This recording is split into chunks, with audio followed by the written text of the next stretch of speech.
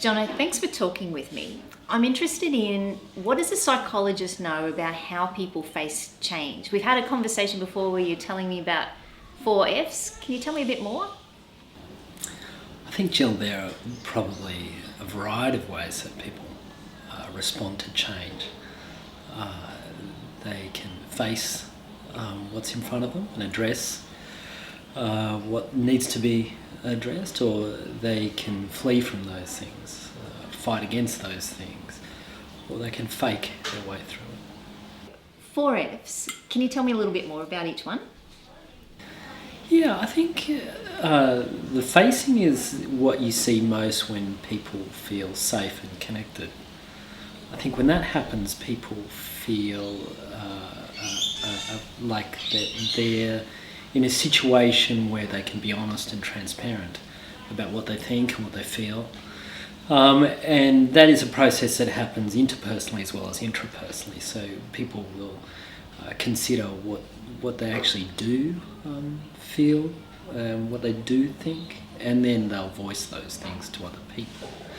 I think when someone doesn't feel safe and doesn't feel that connected, then people don't feel as free to be transparent. And that's when you see the 3 other Fs, so faking, fleeing or fighting, where as a way to try and avoid the thing that is distressing them. And people can often use 1, 2 or even 3 of those strategies to help them try and deal with the lack of safety that they're experiencing. So I think I understand what flight or even fight might look like. Tell me a bit more, what does faking look like? I guess there are degrees of it, aren't there? There's a sense for people of being a little bit dishonest with other people. So I guess in its most blatant form you might call it lying, when someone says that are you okay with that, or do you endorse that, and people might say yeah, I'm fine with that and that's good, when actually they don't feel like it's fine or good.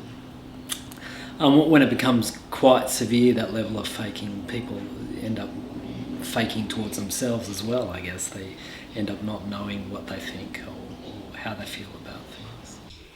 So what would your advice be for a leader to help them follow a face change rather than maybe respond to the other 3 ways? I think the first protocol is always about connection and safety. It's about having a sufficient rapport between people in order for people to feel that they're in a situation where they can be truthful with other people. No one will be truthful if they don't feel safe, and that's the bottom line. So I think the first strategy is to connect and understand people where they're at. That'd be my recommendation. Thanks, Jono. You're very welcome.